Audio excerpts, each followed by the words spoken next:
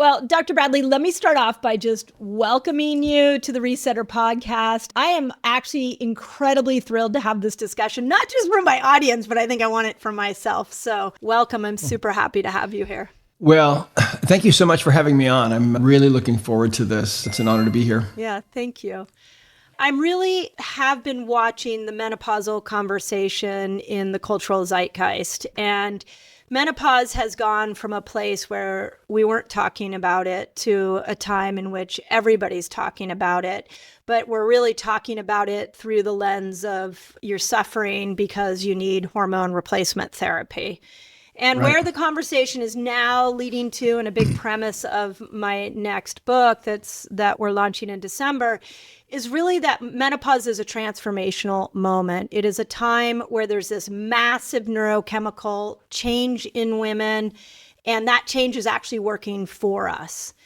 But what I've noticed in all the research I did, in my own personal experience, in talking to experts, is it's a very, very common time for traumas to rear their ugly head.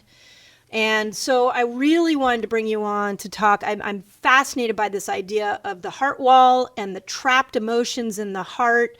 So could we start with how would we know if we have emotion that's trapped in the heart? Or how do we know if it's that or if we're just our husband's chewing his food too loud? Sorry. Okay. Sorry. Because that's really what's going on here is all this repressed trauma is agitating us, which makes us all of a sudden feel like your chewing is a little too loud. Sorry. That's funny. Well, okay. So first of all, just a little bit about me. I became a computer programmer back in the very early 1980s. And so learned about computing, learned about logic and so on. And then when I became a doctor and had my own practice for about 18 years, it slowly began to dawn on me that each patient that I was dealing with was actually a computer. There was really a computer within them. And that computer within them really had all the answers about what was going on with them. And so my work has really been to refine a way to communicate with that internal computer and get answers. And when you do that, you're really going to the source, and the subconscious mind will tell you, that internal computer, exactly what's wrong with you, exactly what you need, if you're deficient in a certain vitamin or mineral, or if you've got some kind of low-grade infection, or if something's out of alignment, or if you've got emotional baggage. And what I found was first of all, by accessing this internal computer, it worked incredibly well. During the last 10 years that I was in practice, most of the people that I saw, most of my patients have been told there was really no hope for them at all in Western medicine. And yet, by accessing the internal computer and getting answers, which now, anybody can really do, and that's what our work's all about, is teaching everybody how to do that. The vast majority of those people, with only a couple of exceptions, were able to get well. And because the answers were all inside of them. Well, so what I found was that all my patients had something in common. No matter how young or old they were, no matter what they'd been diagnosed with, whether it was physical pain or some kind of mental or emotional issue, they all had something in common. And what that was their emotional baggage, right? Now, we use that phrase, emotional baggage, usually when we're talking about somebody else, right? We're describing someone. Very true. Right. We don't want to open up ours. No, that stays in the trunk. Yeah, exactly. But we're happy to diagnose other people and tell you what their emotional baggage looks like. Absolutely, in a heartbeat, no problem, no hesitation. But anyway, what I found was, and it was an astounding thing, really, once I began to refine this process of asking questions and getting answers, I found that most of the physical pain that my patients had was being caused to one degree or another by the emotional baggage that they were dealing with. And I found that this emotional baggage, and I'll explain what this is in just a minute, it was also an underlying contributing factor to every disease process now that we have seen, and this is now talking 15,000 people that I've trained in 108 countries around the world. We're all seeing the same thing. Emotional baggage is a big piece of every disease, sometimes more, sometimes less. I think I've seen cases where emotional baggage was the only reason for cancer, for example, to appear. Yep. Really interesting. So that was very fascinating. And so I've eventually left practice and wrote this book called The Emotion Code. And the way that we explain emotional baggage is this way. I mean, we all experience emotions all the time, right? And when you experience an emotion, that emotion is coming up for you in response to some kind of a stimulus. Maybe something was said to you. Maybe you saw something or read something or thought something, whatever. Anyway, that emotional energy, that frequency of that emotion, and every emotion is a frequency, they're all different. But that particular emotion is coming up for you. It's welling up inside of you. And maybe it's resentment. Maybe it's anger. Maybe it's frustration. Could be anything. And when that emotion is coming up for you, you're entering into what I like to call the first phase of the emotional loop. So an emotional experience is kind of like a little loop. And you start into that by beginning to feel that emotion. You might have certain thoughts that go along with that emotion. You might have certain physical sensations even that go along with that emotion. And then most of the time what happens is as you continue into that loop, you acknowledge that emotion and you allow it to dissipate its energy. The loop closes and that experience is over. And now you're ready for the next emotional experience. If only that were how it always went. Oh, yeah. So it's like it's done. The emotional experience is done, and then you move on. It's over. Yeah. Right? But unfortunately, what happens to us is that oftentimes we end up doing one of three things. I mean, sometimes an emotion comes up for us that's just overwhelming, and we can't help it. It's overwhelming. Maybe your husband asks you for a divorce all of a sudden, or you find out he's been cheating on you, or maybe someone's in a terrible accident, or you lose a parent. I mean, all of these kinds of intense things happen, and the emotion can just be overwhelming. And that will result in a loop that is stuck open, okay? And that's what that's really what emotional baggage is. It's an emotional experience that was not allowed to complete. Now it's stuck open. You have an open loop, literally. So that's one way. Another way that we develop emotional baggage is, let's say that an emotion comes up for you, and maybe it's anger at something that someone said or something did, and you decide, you know what, I don't want to become an angry person. I'm just going to bury that. And so you stuff that emotion and you move on. Well, in that case, that emotional energy was unexpressed, and so now you have an open loop, right? And that's emotional baggage. The other way that we develop emotional baggage is if some emotion is coming up for you and you decide to artificially enhance it. And so you end up maybe flying off the handle or being really dramatic.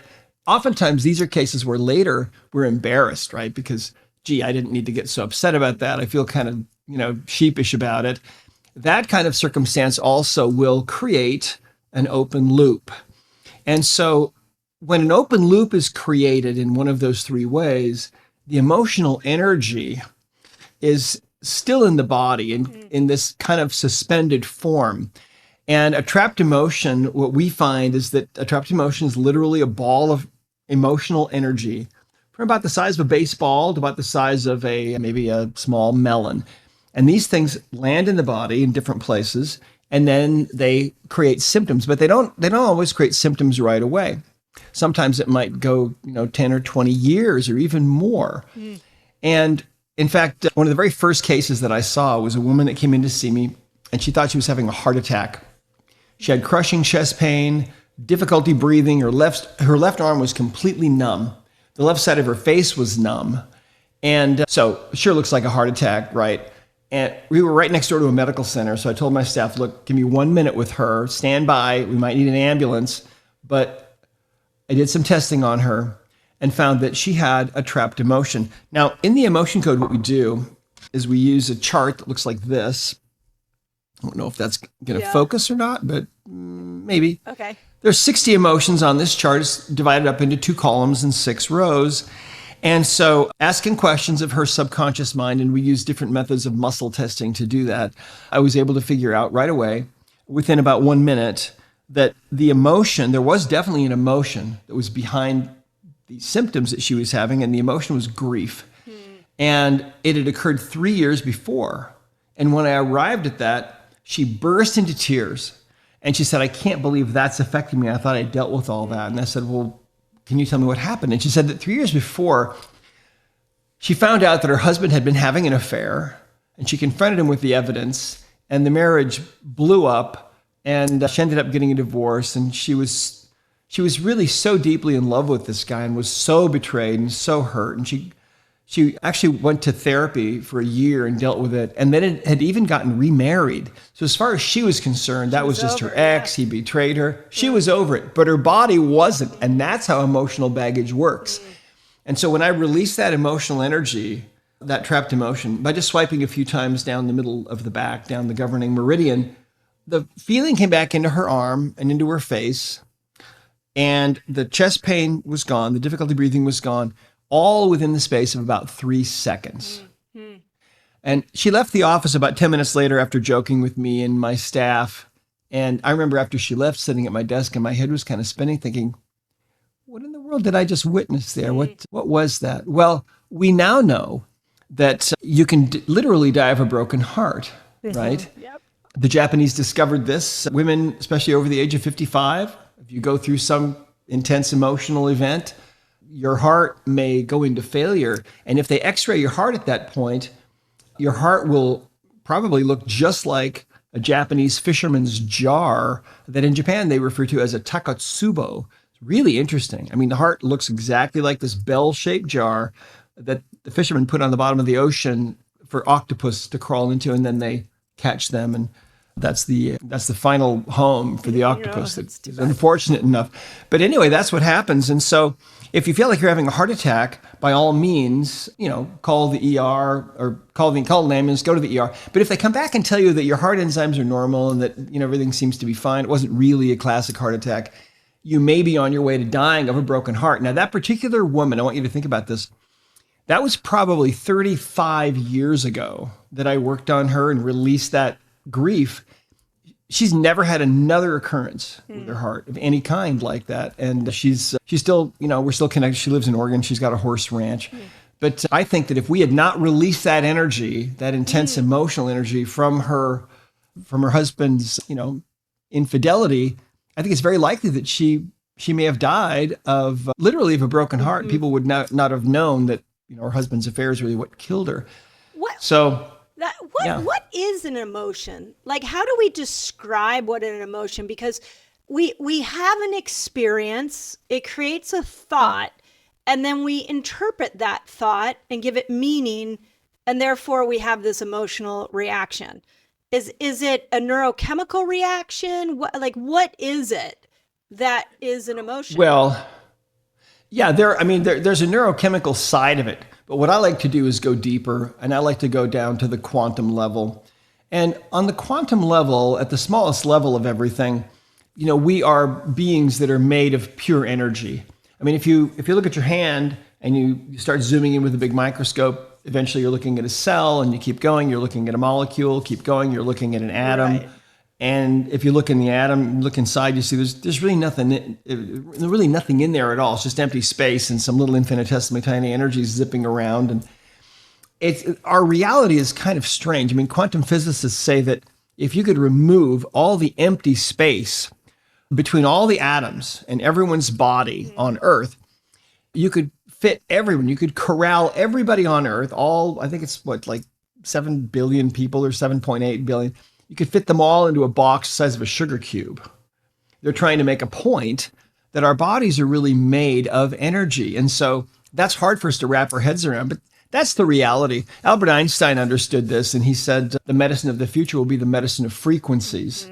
Mm-hmm. And Nikola Tesla said, even before that, he said, if you want to understand the secrets of the universe, think in terms of energy and frequency and vibration. Mm-hmm. So what happens as we get older, the emotional baggage that we've picked up, that we've been dragging through our life, can often begin to manifest. Because what happens is when you're younger, you have a pretty wide margin of error, right?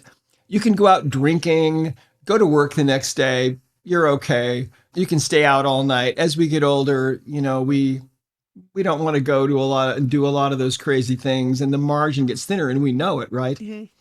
And so as we get older, and especially if you're a woman and you're starting to go through menopause, that margin gets even a little thinner yet. Mm-hmm. And then also you have the emotional enhancement going on because of the hormonal fluctuations. And so you become more of a fine-tuned instrument in a way. Yep. You become more sensitive, sometimes hypersensitive to things.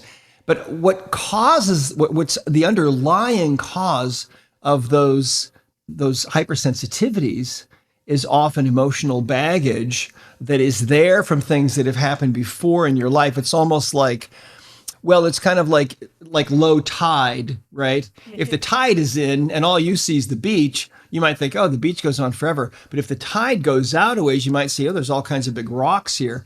That's kind of what it's like emotionally when you're going through menopause or you start into that process. It's like the tide goes out, and now these old emotional wounds and things and traumas are more easily identifiable. What would you say? They're triggered, identified. Triggered, yeah. Yep. Yeah. So something happens to you, and you all of a sudden you're having an emotional reaction, and you think, "What is wrong with me? Yep. This is not normal. I've never responded that way when anyone has ever said that thing before to me, and now I'm upset." And the reason for that is because there's a rock out there on the beach, and that rock is an emotional baggage, or in other words, a trapped emotion, an open loop. See. And so one of the great things about getting to be that age, if you're a woman and going into menopause, is that, it's a time of cleansing, really, or it can be, right? It should be. Yeah. I mean, that is in all, I just spent over a decade researching this book, and that is really what I see as, I call it the neurochemical armor. There's like a shedding of the neurochemical system that sort of kept us asleep, and we didn't really quite feel all the traumas we were accumulating, and that armor comes down. And I really resonate as a 55-year-old woman with what you said, where something triggers us, and I observe in my own self that there's sort of a moment of like, am I really that upset about this situation? Or is there something else in here, in this neurosystem, that, in this body of mine that wants to come out? And I'll even share with you a story that a friend told me the other day, who's 43 and just entering perimenopause. And she said to me, "Oh my God, Mindy, the rage that is pouring out of me, I don't understand what it is." And the zeitgeist's response is, you didn't get enough hormones. And I keep like scratching under that surface and saying, I think we have a lot of women who have repressed something, and that repression is coming out. So with that in mind, if you are walking through your day and things are triggering you and they feel over exaggerated, what can we do? Is there something that we can do to unwind these emotions that have been trapped? Yeah, absolutely. Here's a great example that comes to mind. There was a woman that came to see me in my practice, and she was going into that menopausal age and was having some issues, and I was working with her. But one of the things that we found was that she had a trapped emotion of resentment. And in this case, this was something that had been a trigger for a long time. We traced the emotion back, and it became trapped around age 18 and resentment. And she said, you know what? 18, I know exactly what that is. And I said, really? She said, yeah, it was this cheerleader from high school. And, it's funny because she said, and, she was probably late 40s. She said, when I think about that girl, even now, all these years after high school, I can feel the resentment kind of welling up inside of me. And I don't even really remember now why I resented her so much, but I still do. And so that was a trapped emotion, an open loop, an emotional energy of resentment. So in other words, and how this sounds very wild, but this is how it is. She literally had this ball of resentment, in her body somewhere that was connected to that girl, this ball of emotional energy. And so whenever she would think about that girl, that energy would activate and her whole being would kind of slide into that vibration of resentment. And so the result is she feels it in an exaggerated way, right? Yep. And so sure enough, that's what it was about. I released it. And the whole thing probably took a couple of minutes.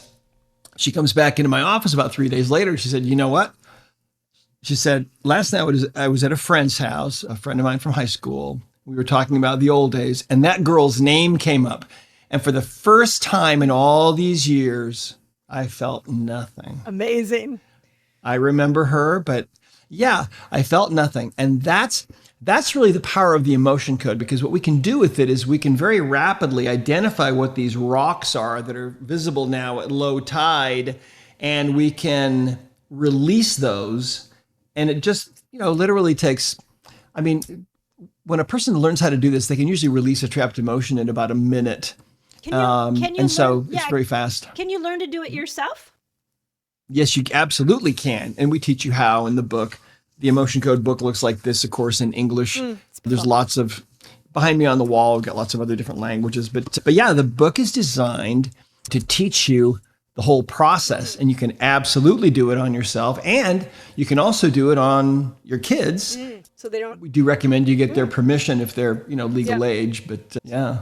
And so doing it on a kid would be so that they don't keep carrying those emotions in their body for years and years and years. Yeah, that makes sense. I love that thought. So. Yeah, exactly. In fact, I'll share a story with you. One of our boys, we have twin boys. We have 8 kids total. My wife and I have been married 44 years this week, actually, on the 20th. Thank you. That's amazing. Yeah, and we're still in love. Kind of amazing. But this work has really been helpful, to get rid of all the emotional baggage, because we've all got it. But when we were first learning how to do this, one of our boys, they're 36 years old now, but one of them was 4 years old. And he still was not speaking in complete sentences. And so we were trying to figure out what was wrong. And so we took him to have his hearing checked. His hearing was fine. And so we actually worked on him. And this might sound kind of strange, but the subconscious mind is the internal computer. It never sleeps. It's always running. We spend our lives in our conscious minds and the conscious brain, but that's a very small part of our total intelligence. So anyway, we worked on him one night. He was actually asleep, but we teach you how to do this in the book. You can communicate with the subconscious, even if a person is asleep or in a coma or whatever. And in this case, we had permission because he was our child. And we found that he had inherited an emotion of anger from my wife's father, who was basically a rageaholic. He was, really off the chart angry and was always blowing up, and it was a very unsafe environment. Anyway, we released that from him and a couple of other emotions. And the next morning at breakfast, now he didn't know we worked on him, right? He's only 4 years old. The next morning at breakfast, he would not shut up. He was just talking nonstop. A kid that had not formed a complete sentence until that morning. And my wife and I were just looking at each other like, can you believe this? But there's really no barrier. Another story, I went to work that day and I was telling people about this and how amazing it was. And one of my patients said, she said, I wonder if my daughter has a trapped emotion. She said, my husband is an airline pilot. And so he's gone for days at a time. And when he comes home, our daughter, who's I think she was about 5 years old, she runs and hides from him. She doesn't want to see him. And it just breaks his heart. And I said, well, bring her in and let's test her. So her mom brought her in. We tested her. She had a trapped emotion, some trapped emotion about her father being gone that was altering her behavior. And so we released one trapped emotion. She took her daughter home. The next week she came back in and she said, you can't believe it. She said, when my husband came home a few days ago, our daughter ran and jumped into his arms. She has not done that before, and just amazing. So it's been such an interesting journey for me, because what we work on with emotional baggage is something that's totally invisible. You can't see it, but yet it's absolutely there. Yep.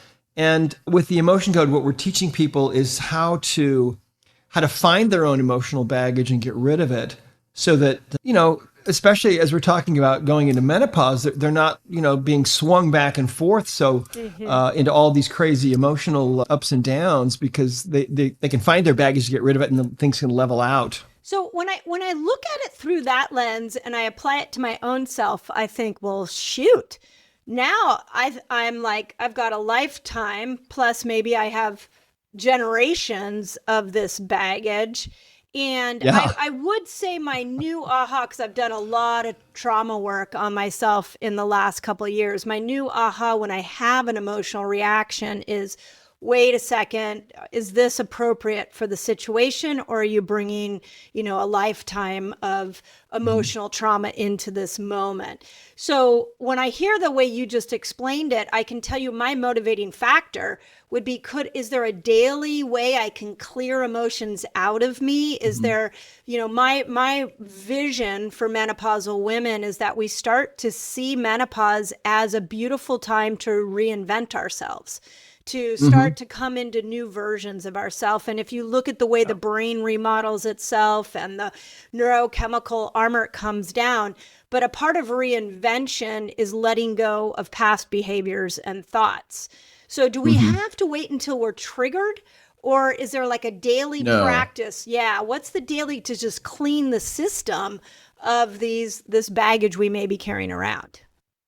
Well, absolutely. And that's of course the emotion code method. And it is a really simple method. In the book, what we do is we teach people how to do it. You have to get answers from the subconscious mind, because the problem is the conscious mind knows very little, remembers very little about all the things we've been through.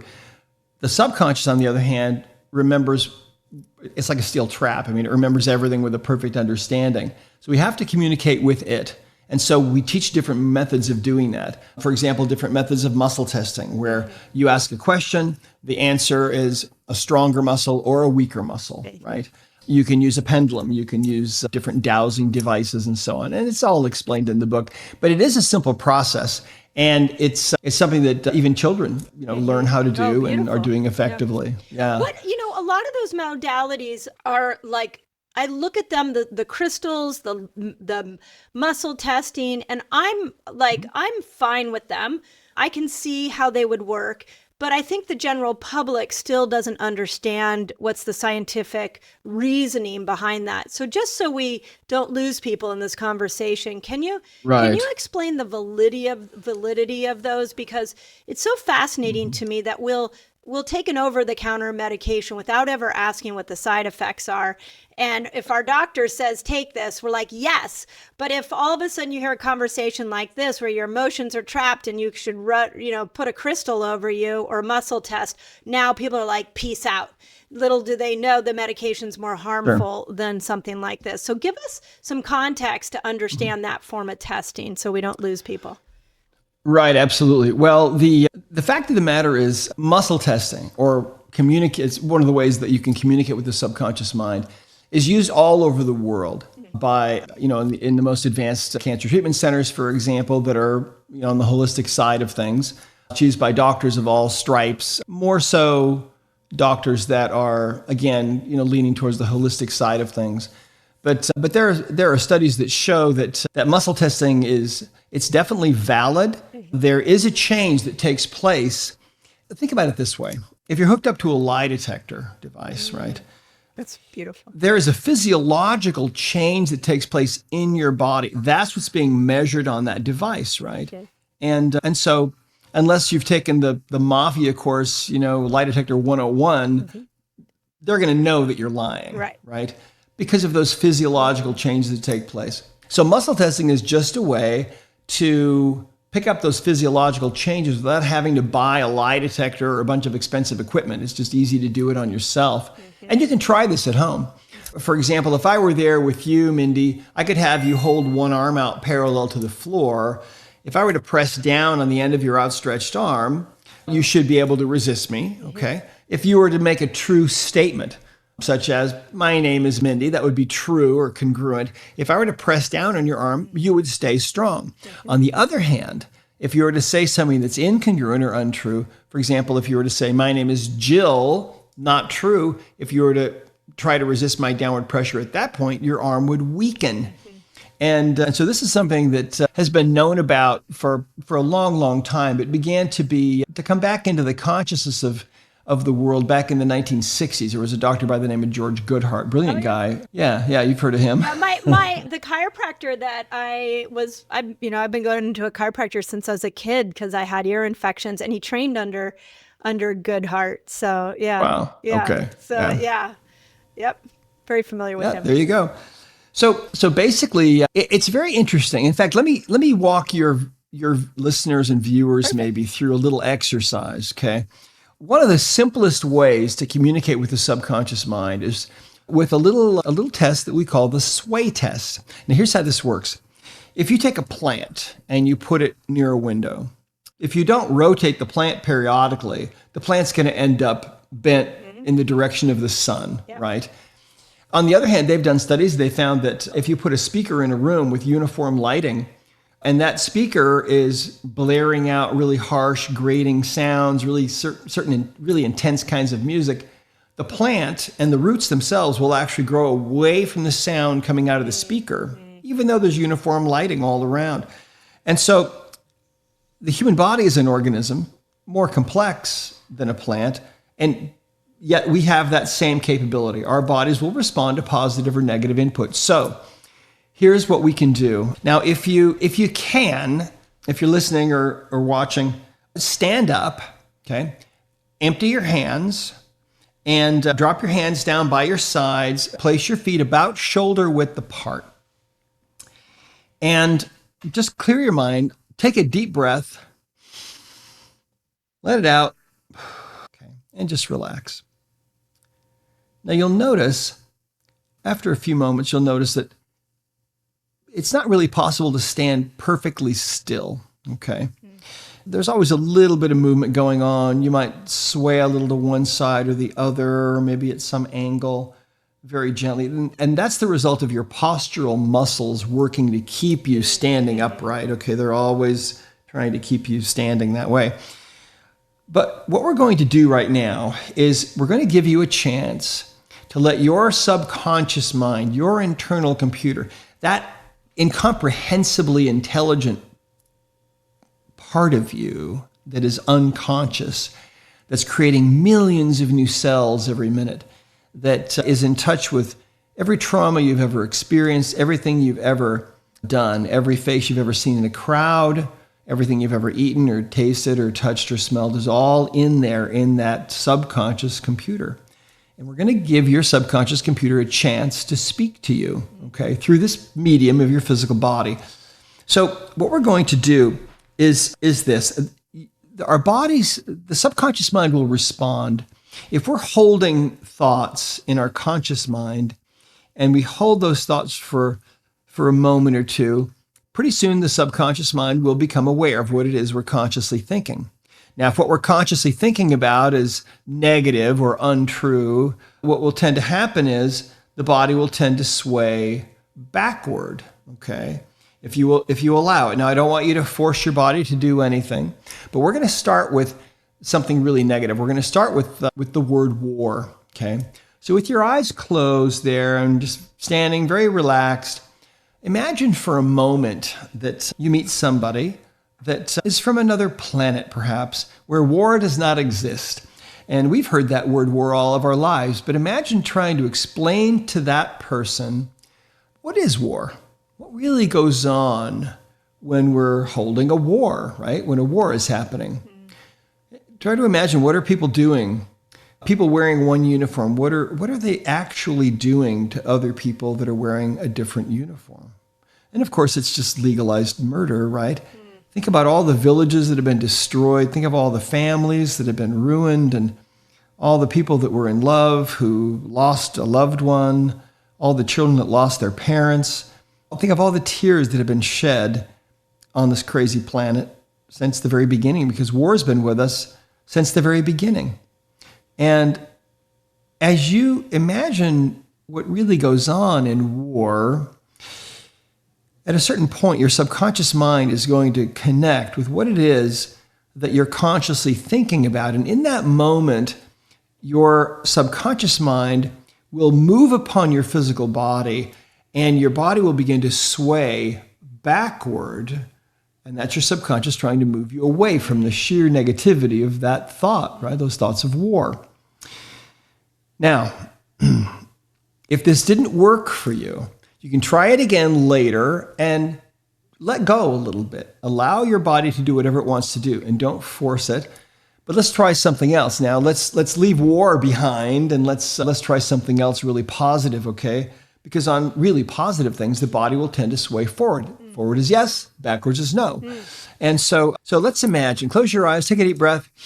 We'll let all those thoughts of war go away and leave them behind. And now I'd like you to imagine that 1,000 years have gone by. You're living 1,000 years into the future now. And you're living in a place of unbelievable, unconditional love. You feel totally accepted, but you've changed in a very profound, very significant way. You've changed because your heart has changed. Your ability to love others has grown dramatically over all these years and all these centuries. And now you are a being that is capable of unlimited, unconditional love. In fact, the pure love that fills your heart for all beings, for all of creation, is so huge that your heart cannot even begin to contain that love. And that love expands out from your heart and it goes out into the whole world and it fills every crack and crevice, every nook and cranny. And it goes out even beyond this world. And imagine that love emanating from your heart going out and filling the immensity of space itself. Now imagine for a moment, what would it feel like to be a being like that? To be an ascended being that is capable of that kind of love? Because when we talk about ascended beings, to me, that's what that means. And so as you think about that, what that would feel like when your subconscious mind connects with what you're consciously thinking, in that moment, the subconscious will move upon the physical body and it will start to sway you forward.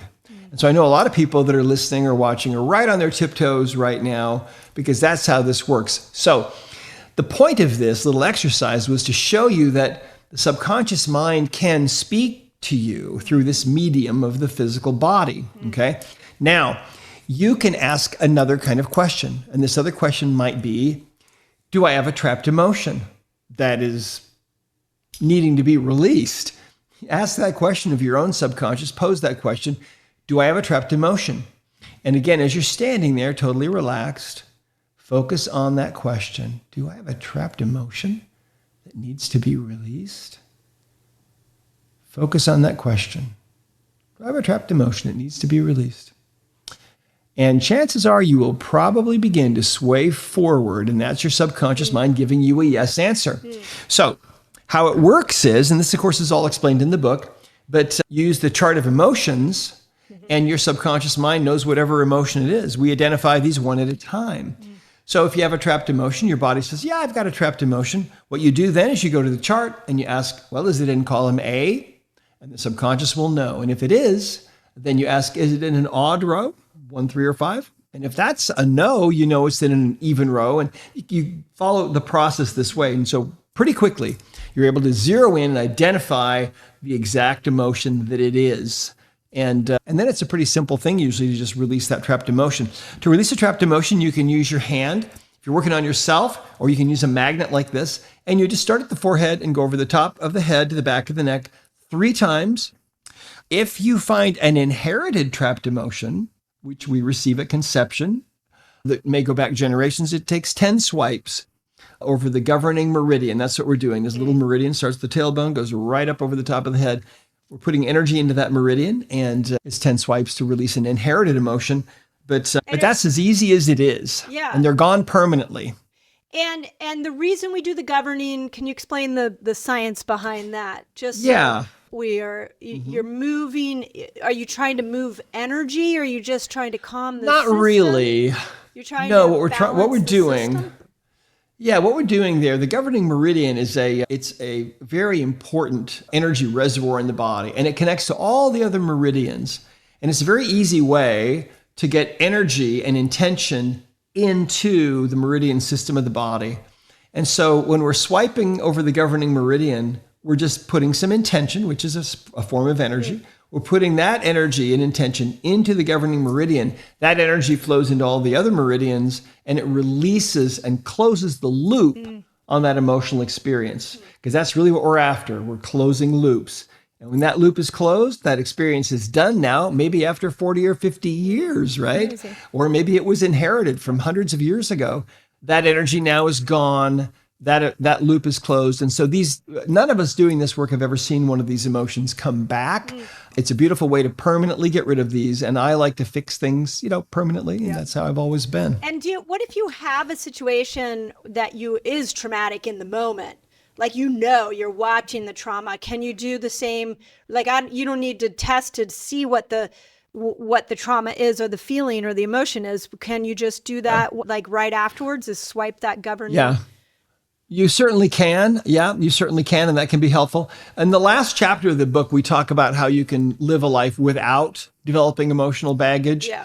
And so, yeah, that's part of it is just gaining more emotional intelligence and realizing, what your choices do, what burying emotions does, how, you can bury an emotion, but it's still there. It's going to come back maybe in 20 or 30 years. And then that brings us really to the heart. Yep. And we want to make sure we talk about that. I was going to say, that was going to be my next question, because I brought a beautiful woman on a couple months ago, and we talked, Kimberly Snyder, and we talked about the neurons in the heart. And I thought it was so fascinating to really think about the fact that we have more neurons in the heart than we have in the brain. And yet we're always trying to approach mental health through the brain. So, but the heart, we have to bring the heart into it. So explain to me the heart wall and where the heart plays in this. Yeah, absolutely. Well, let's see, where to begin. Well, if we go back to the 1960s, when they first started doing heart transplants, it didn't take long before they noticed a strange phenomenon where patients who had had a transplant would come back to the doctor and they would say, weird things are going on. I love baseball suddenly. I didn't care for it before. Or they would say, I used to not really like Chinese food, and now I just can't get enough. I don't understand what's going on. Or they would say, you know what? I never cared. I always listened to Top 40. Now all I can listen to is classical music. And there are these certain pieces that I just... Crazy. It's crazy. Yeah. Or they would say they have memories of being in places they never in their life had ever visited. And so when these people were connected with the family of the heart donors, they would find out, well, yes, our son was a baseball player. That must be why you love baseball. Or, yeah, our daughter visited Rome every year. It was her favorite city in the world. Now you have memories of being in Rome, and you say you've never ever visited there, so those must be her memories. Ah, boom, mind blown. I've even just on that point, I read a book called The Heart's Code, and in it is a story of a young girl who gets the heart of another child or another that was murdered.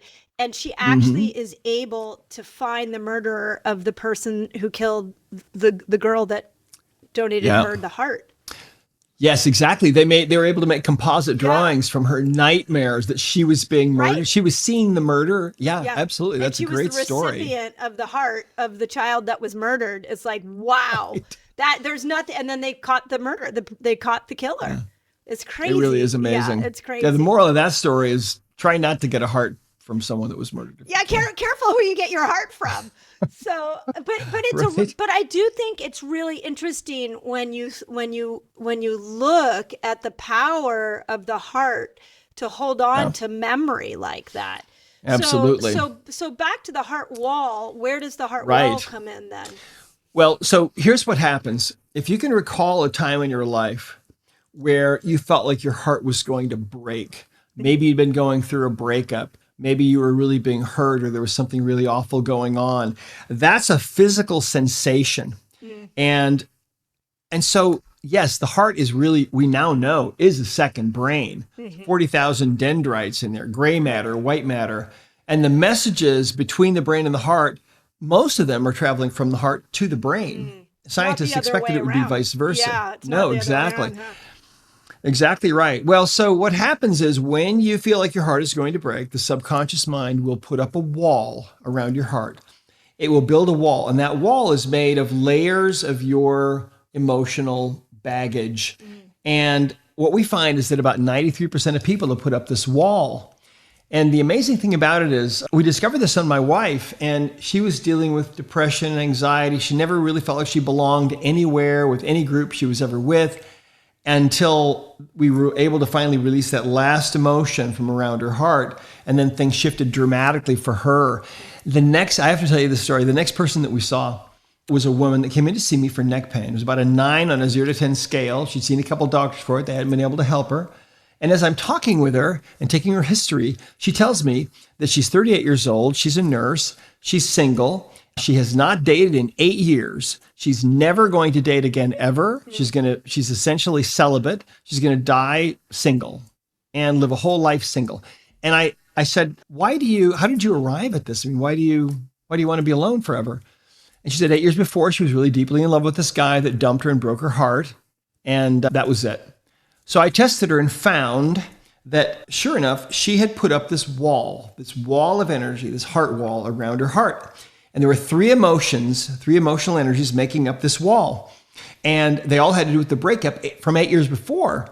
And so I cleared these three emotions. This whole process probably took about 5 minutes. And when I cleared the last emotion, her neck pain, which was a 9, went to 0. It's amazing. Boom, suddenly was gone.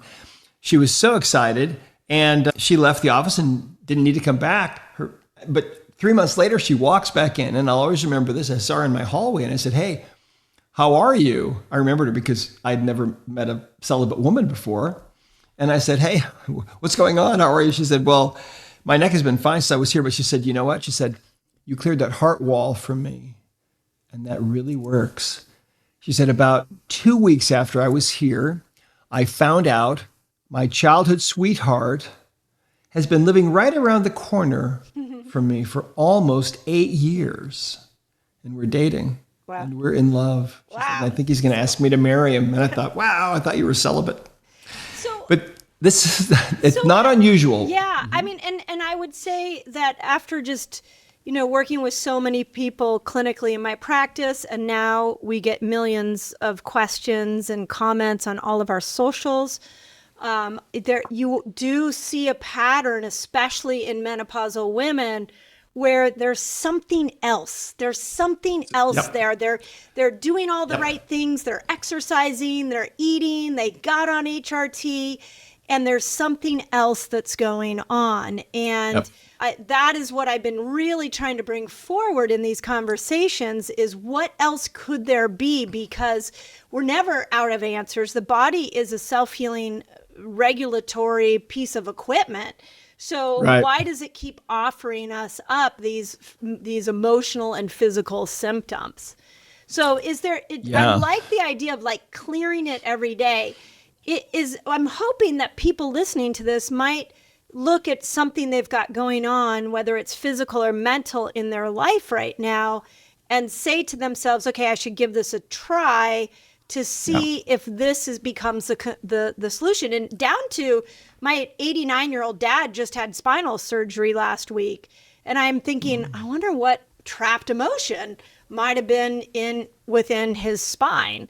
And so is there, do you have to you said you don't have to keep clearing the emotion, but is there a continual process that we should be aware of? If once you hear this, is it like every morning, multiple times a week? Like, is there something we can do to stay congruent with what our body's perceiving as pain? Well, yeah, absolutely. And I mean, it's not just pain. What we have found is that, first of all, depression, we've seen suicidal depression completely resolve in a matter of days when the heart wall is taken down. But emotional baggage is the underlying cause of things like anxiety and phobias, panic attacks, post-traumatic stress. We've seen cases of PTSD where people were absolutely completely changed from where they were before after coming back from Afghanistan and Iraq. And we've actually seen women who worked on their own husbands and completely resolved all their PTSD issues within a month or so. We've seen cases like that. But remember also that emotional baggage is a huge cause of physical pain, but also it's a component in all these diseases. And And again, talking about it can definitely make the symptoms of menopause worse. It can make you into a more edgy kind of a person. It can make you definitely not as fun to be around, or agree. it You can can make it say not as fun to be you. Yeah, I mean, we're not having that much fun. Although once we Right. once we get to the other side and we start where we finally tell people what we think because we've been holding it back, that feels like fun. That's a little fun. I'm not gonna lie. Sure. But I really I'm seeing these patterns of women where this rage and irritability. In fact, irritability is the number one symptom of menopause, not hot flashes. And what I have witnessed is that irritability is not coming from a loss of hormones. It's not even coming from this moment that a lot of women are really irritable and angry about a lot of traumas in their life and ways in which they were mistreated or ways in which we had to wrap ourselves up to feel worthy and loved. And so I actually believe that it's the number one symptom because women haven't been using their voice. They haven't been speaking out. They haven't been saying what they want to say. So everything is repressed in there, Right. which is why what you're offering here is a very interesting, simple way to release that, because it's not really fun to walk around angry. No, not at all. Well, and if you think about it, I mean, this method is so simple. Yeah. But understand that about 93% of people we find have put up this heart wall, right? Because they've been through things and they felt like their heart was going to break at some point. So the subconscious mind said, hey, we got to protect the heart. So now there's a wall there, which makes it more difficult to find love, to fall in love, to stay in love. To find your soulmate. Maybe you found your soulmate, but things aren't going that well. And it may be because there's a wall there, or, he might have a wall. So getting rid of the baggage is a huge step. And one of the things that you can do is we have a new book coming out actually in December that is specifically about this concept. It's explained in the heart, it's explained all, it's all in the Emotion Code book, but we have a new book coming out called The Heart Code that is specifically about this process. And so people can go to my personal page at drbradleynelson.com. That's drbradleynelson.com. And they can pre-order these books. And if you pre-order 10 books, you actually get a free session. So you can do all your Christmas shopping right now. And it's a great gift for all of your friends. And then you get a free session from a practitioner. So yeah. That's beautiful. One last thought I had was I want to go to the ancestral piece of this, because when I first heard about ancestral trauma, my thought was, I got enough trauma in this life to deal with. Now I got to deal with what my ancestors didn't deal with. This seems like a big deal.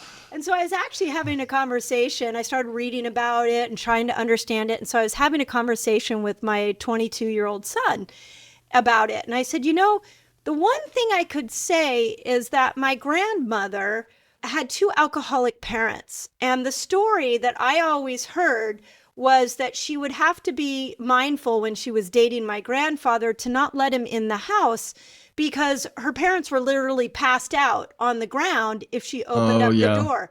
And I thought, we tell that story in my family very matter-of-factly, but that had to be really traumatizing. And then I went on to tell my son that my sister and I seem to have an extreme aversion to any family member getting drunk. We do not like to see our family members get drunk. Is it possible that is a trigger left over from my grandmother? So absolutely. Can you explain? Almost without doubt. Yeah, and that's what it seemed like, because it's just like it's a body visceral reaction. Like, I don't even want to see my family tipsy.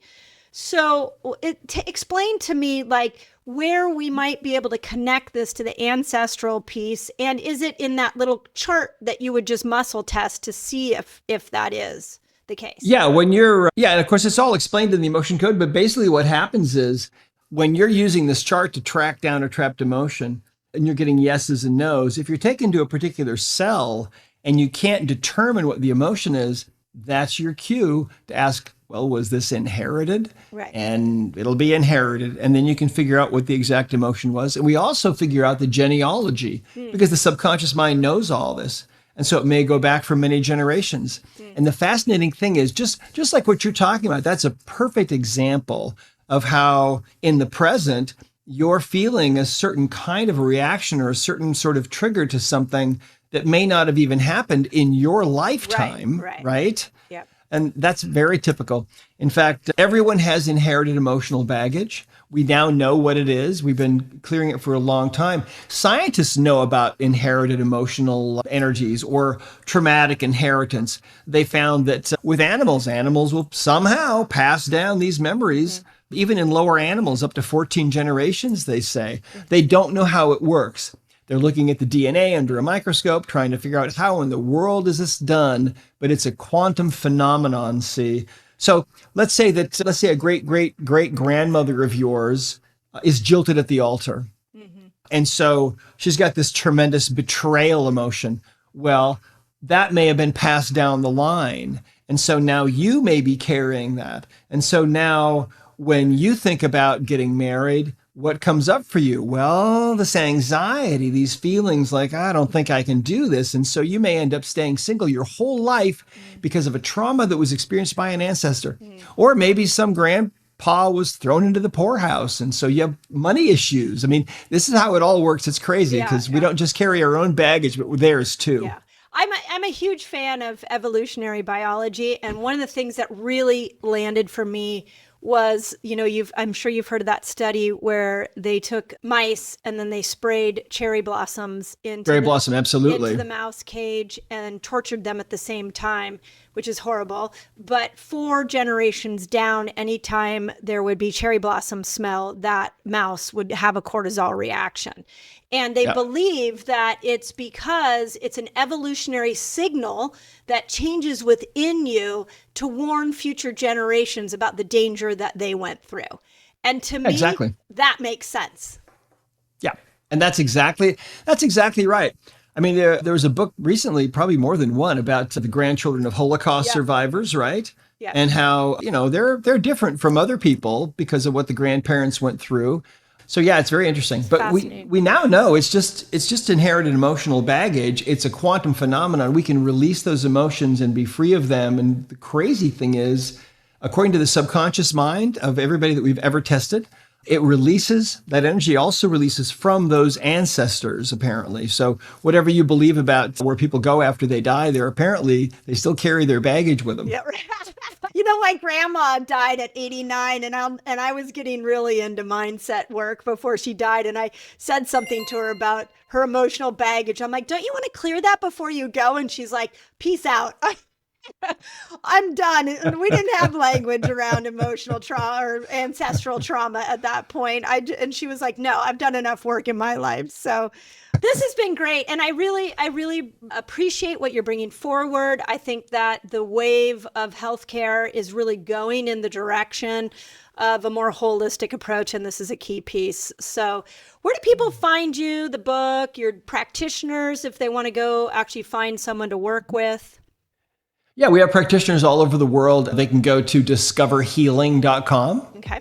And of course, the Emotion Code book and our other books are available on Amazon and so on. If you want to get a special deal and you want to do your shopping early and get a free session, you can go to drbradleynelson.com. Amazing. Well, Dr. Bradley, I really appreciate this. And I'm going to get the book. I'm going to go work on myself and I'll report back. Thank you so much. Yeah, thank you.